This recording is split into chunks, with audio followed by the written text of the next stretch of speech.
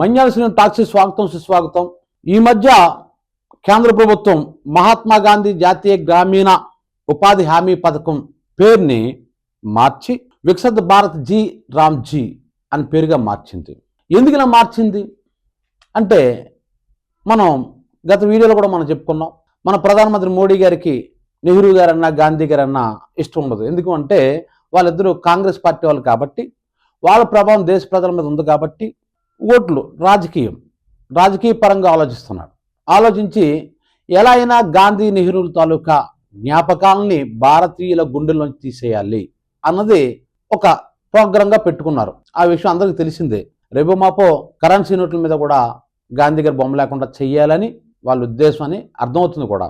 తెలుగు ఇప్పుడు ఏం చేశారంటే వికసిత భారత్ జీ రామ్ జీ అంటే అందులో రాముడి పేరు పెట్టారు. అంటే రాముడు అంటే ఎంత ప్రేమ మన మోడీ గారికి, మన సనాతన ధర్మ రక్షకులకి. ఈ రామ భక్తుల గురించి చెప్తాను చివరిలో. ఈ లోపు నేను చెప్పాల్సింది ఏంటంటే భారతదేశంలో G20 సమావేశం జరిగింది. అది మన మోడీ గారి అధ్యక్షతనే. అక్కడికి వచ్చిన 20 దేశాల ప్రధానమంత్రులు, ప్రెసిడెంట్లు ఎవరైతే ఉంటారో వాళ్ళంతా కూడా ఆ రాజ్ఘాట్కి వెళ్ళి మహాత్మా గాంధీ సమాధిని సందర్శించుకున్నారు. ఎవరు? G20 దేశాలు సమావేశం జరిగేటప్పుడు చైనా అధ్యక్షుడు కావచ్చు, అమెరికన్ అధ్యక్షుడు కావచ్చు. నిజంగా చైనా అంటే కమ్యూనిస్ట్ దేశం, మావో ఇన్ఫ్లుయెన్స్ ఎక్కువ ఉంటుంది. ఇక్కడికి వస్తే ఇతనైతే సత్య అహింస అంటాడు మహాత్మా గాంధీ. ఇది అంటే డిఫరెంట్గా ఉంటుంది. అటువంటి చైనా అధ్యక్షుడు కూడా మహాత్మా గాంధీ సమాధిని సందర్శించుకున్నాడు రాజ్ఘాట్కి వెళ్ళి. అలా 20 మంది దేశాల ప్రతినిధులు, ప్రధానమంత్రులు లేదా ప్రెసిడెంట్లు. కానీ మన దేశంలో ఎందుకో మన ప్రధానమంత్రి గారికి గాంధీ గారు అంటే పడదు అసలు. ఎందుకంటే ఇందిరాగాంధీ, రాజీవ్ గాంధీ, అలాగే రాహుల్ గాంధీ, ప్రియాంక గాంధీ, ఈ గాంధీ పేరు చివరి ఉండటం ఈయనకి ఇబ్బంది. ఒకవేళ ఆ రోజుల్లో ఇందిరాగాంధీ పేరు నిజం నెహ్రూ గారి కూతురు, గాంధీ గారు దత్త తీసుకుని పెళ్లి చేశారని అంటారు. అప్పటికాంచి గాంధీ అని పేరు వచ్చింది అంటారు. ఒకవేళ ఆ రోజు కానీ మహాత్మా గాంధీ కానీ ఈ ఇందిరాగాంధీ నీకు దత్త తీసుకొని ఆ పేరు మార్చకపోతే బహుశా ఈయన గాంధీ ఊసిరు జాతర లేదు. ఒకలా ఉన్నా వాళ్ళెవరు రాజకీయాల్లో లేరు అనుకోండి, అప్పుడు మహాత్మా గాంధీని ఈ బీజేపీ ఆకాశానికి ఎత్తిస్తూ ఉండేది. అందులో ఏ డౌట్ లేదు. ఎందుకంటే గాంధీ గారిని డౌన్ చేయడం కోసం అటు సర్దార్ వల్లభాయ్ పటేల్ తీసుకొస్తారు. వీళ్ళు సర్దార్ వల్లభాయ్ పటేల్కి పెద్ద విగ్రహం కడతారు. ఇక్కడ పాయింట్ ఏంటంటే వీళ్ళ ఆర్ఎస్ఎస్ సంస్థని బ్యాన్ చేసింది కూడా సర్దార్ వల్లభాయ్ పటేలే. ఆ విషయం పైకి చెప్పలేదు. మహాత్మా గాంధీ వచ్చిన తర్వాత బ్యాన్ చేసింది కూడా ఆర్ఎస్ఎస్ సంస్థని సర్దార్ వల్లభాయ్ పటేలే గారే. కానీ ఇప్పుడు ఆ పటేల్ గారిని పైకి ఎత్తారు. ఎందుకు ఎత్తారంటే ఆయన గొప్ప నాయకుడు, ఆయన్ని ఇక్కడ క్రిటిసైజ్ చేయండి. బీజేపీ ద్వంద్వ ప్రవృత్తిని, నీతిని నేను చెప్పడం కోసం చెప్తున్నాను. ఆయన మహానాయకుడు. ఆయన ఆపరేషన్ పోల్ అని చెప్పి విత్ ఇన్ 24 అవర్స్లో నిజాం ప్రభుత్వాన్ని కాల తీసుకొచ్చి హైదరాబాద్ని భారతదేశం కలిపినటువంటి గొప్ప ధైర్యవంతుడు అతను. కాకపోతే ఎవరైతే ఆ సంస్థని బ్యాన్ చేశారో ఇప్పుడు అతను నాయకుడికి ఎత్తేస్తాడు. ఎందుకంటే గాంధీ గారిని దించాలి. ఇది వీళ్ళ ప్లాన్. అంతేగాని సర్దార్ వల్లభాయ్ పటేల్ గారి మీద వీళ్ళకి అమితమైన భక్తి లేదు, గౌరవం లేదు. అంతగా ఇచ్చేసేలేదు. ఎందుకంటే వాళ్ళ సంస్థనే ఆర్ఎస్ఎస్ బ్యాన్ చేసింది ఆయనే కదా. ఎందుకు ఉంటుంది అలాంటప్పుడు? అయితే మహాత్మా గాంధీ తగ్గించాలని ఈ ప్లాన్లో భాగంగా ఇవన్నీ చేస్తున్నారు. ఇక్కడ ఒక విషయం చెప్తాను చూడండి. మొన్న పుతిన్ వచ్చాడు భారతదేశానికి.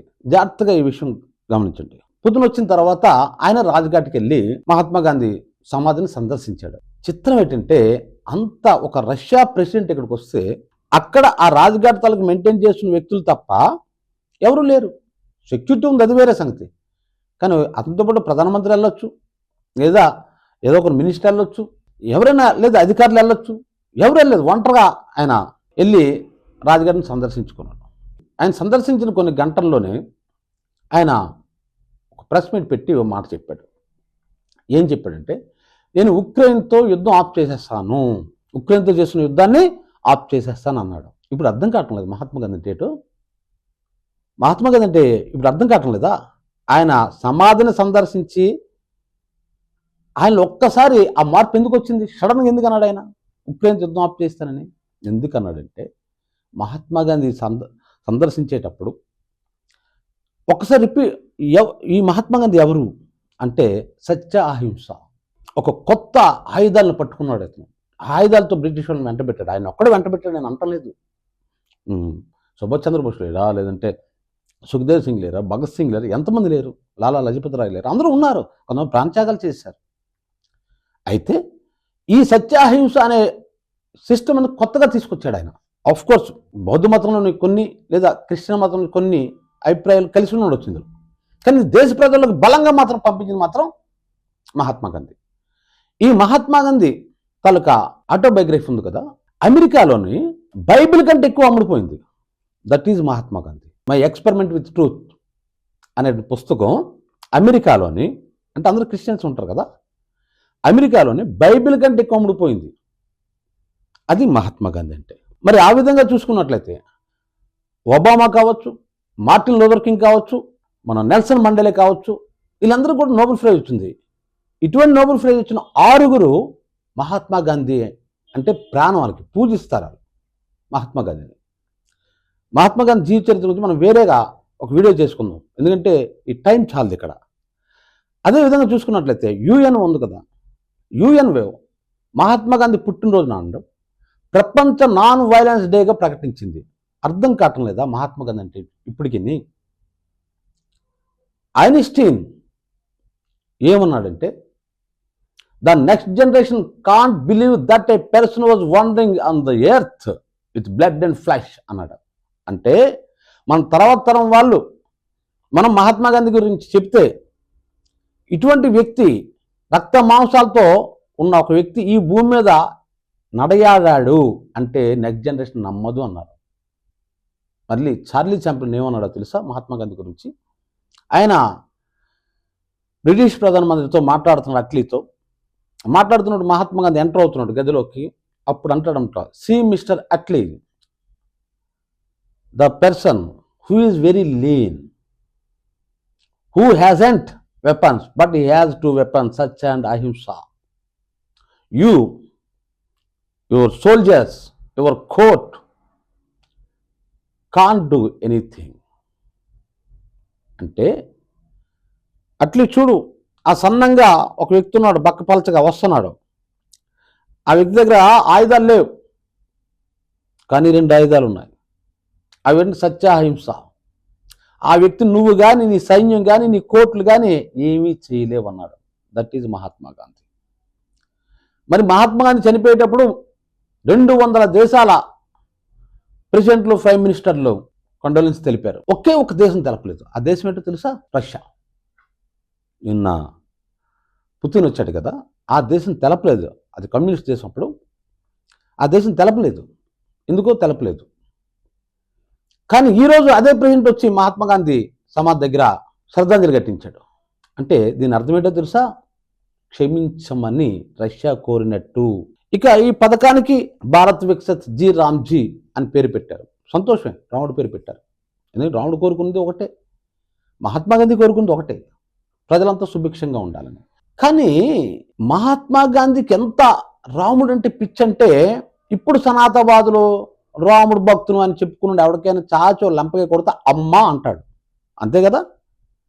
కానీ మహాత్మా గాంధీని గాడ్సే 3 గుళ్ళు పెట్టి కాలిస్తే, 3 బుల్లెట్స్ ఆయన గుండెల్లో దిగబడితే ఆయన అమ్మ అనలేదయ్యా, హే రామ్ అన్నాడు. ఇప్పుడు అర్థం కావట్లేదా మహాత్మా గాంధీ రాముడి తలక ఎంత గొప్ప భక్తుడో? ఎవరైనా సరే ఏ పరిస్థితుల్లో మనకు కష్టం వస్తే మనం తలంచుకుంది అమ్మని, కానీ మహాత్మా గాంధీ తలంచుకుంది రాముణ్ణి. ఒకవేళ మహాత్మా గాంధీ ఉంటే ఈ పేరు పెట్టిన సంతోషించి ఉండేవాడు. జీ రామ్జీ అన్నారు కదా, సంతోషించి ఉండేవాడు. ఉపాధి హామీ ఉంది కదా, మహాత్మా గాంధీ ఉపాధి హామీ ఉంది కదా. ఈ పథకం 2006లో మన్మోహన్ సింగ్ గవర్నమెంట్ పెట్టింది. నాకు తెలిసినంత వరకు ఇంత పెద్ద చట్టం ప్రపంచంలోనే మళ్ళీ చెప్తున్నాను, అంత కమ్యూనిస్ట్ దేశం అనేటువంటి చైనాలో కూడా లేదు. అంతమందికి ఉపాధి హామీ ఇచ్చారు. ఎందుకో తెలుసా? మహాత్మా గాంధీ ఎప్పుడో మాట అంటున్నాడు, అంటే పల్లెలే పట్టుగొమ్మలు, పరిపాలన అనేది పల్లెల్లోకి రావాలి, గ్రామాల్లోకి రావాలన్నాడు. వాళ్ళకు ఒక ఉపాధి ఉండాలి, సోషల్ స్టేటస్ ఉండాలి, సమానత్వం ఉండాలి, సోషల్ జస్టిస్ జరగాలనేవాడు. మహాత్మా గాంధీ ఐడియాలజీలో బాబాసాహెబ్ అంబేద్కర్ గారికి అత్యంత ఇష్టమైన ఐడియాలజీ ఇదే, తెలుసా మీకు?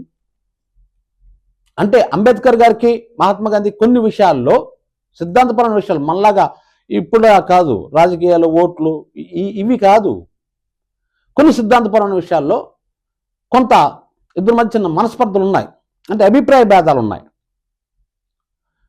కానీ అటువంటి అంబేద్కర్ గారికి అత్యంత ఇష్టమైనటువంటి గాంధీ గారి ఐడియాలజీలో ఇష్టమైనది ఏంటో తెలుసా?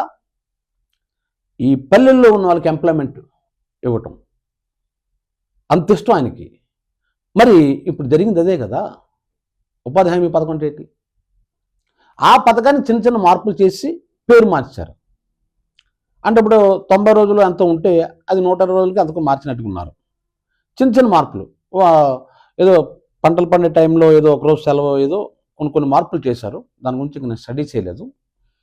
మార్పులు చేసి దీనికి ఏం చేశారంటే పేరు మార్చారు. అంటే గాంధీ గారి పేరు ఉండకూడదు. అర్థం కానిది ఏంటంటే, నాయకులు గుండెలు ఉంటారయ్యా, పేర్లు ఉండరు. ఈ పేరు తీసేంత మాత్రం గాంధీ గారి పేరు గుండెల నుంచి పోదు.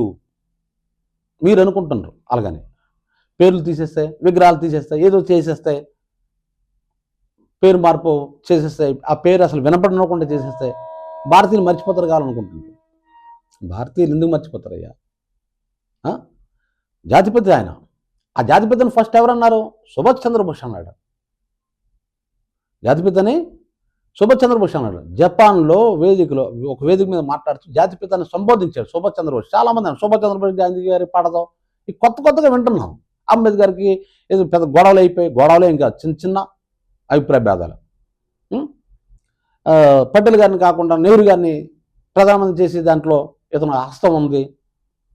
అంతేకాని పాకిస్తాన్ ఈ నెహ్రూ నుంచి విడిపోయింది, గాంధీ నుంచి విడిపోయింది, ఈ దేశం విడిపోతే నా శవం మీదుగా విడిపోవాలని అన్న మహాత్మా గాంధీ పాకిస్తాన్ విడిపోవడానికి ఎందుకు సపోర్ట్ చేయాల్సి వచ్చింది, ఎందుకు తలవంచవలసి వచ్చింది అక్కడ అన్నది మన చరిత్ర గురించి పూర్తి డీటెయిల్డ్కి వెళ్తే అప్పుడు అర్థమవుతుంది.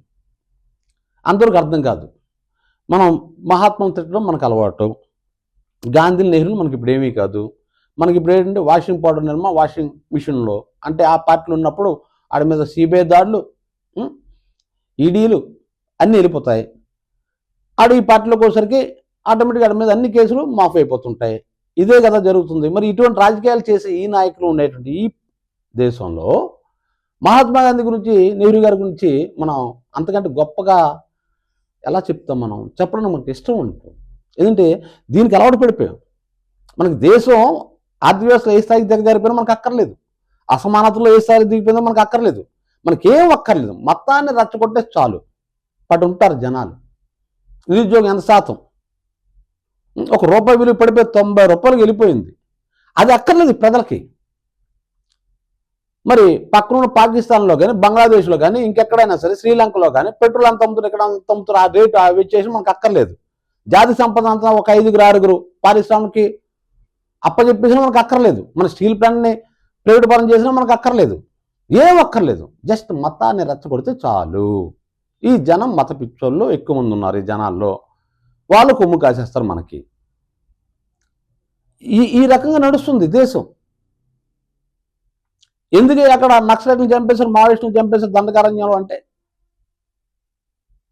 ఎందుకు చంపారు తెలీదా? హిట్మాన్ ఎందుకు చంపారు తెలీదా? ప్రజలకు తెలీదా? ప్రజలకు అక్కర్లేదు. అది చాలామంది ప్రజలకు అక్కర్లేదు. అక్కడ ఆదివాసీని అక్కడ ఎందుకు ఆదివాసీ సపోర్ట్ కొన్ని మావోయిస్టులు ఎందుకు చంపేస్తున్నారు? అభివృద్ధి చేయడం గల అడ్డంకి అంటారు. అది వేరే టాపిక్. ఇవేం మనకు అక్కర్లేదండి. మనకు కావాల్సింది ఏంటంటే మతం. మనోడు ఒక గుడి కట్టేస్తే మనకు చాలు. ఇంకేం చేసినా బడి లేకపోయినా పర్లేదు, మనకి గుడి కావాలి. మనకి స్కూల్ బడులు లేకపోయినా పర్వాలేదు, గుడి ఉంటే చాలు మనకి. ఇది జనాలు ఎక్కువ శాతం మంది మెంటాలిటీ.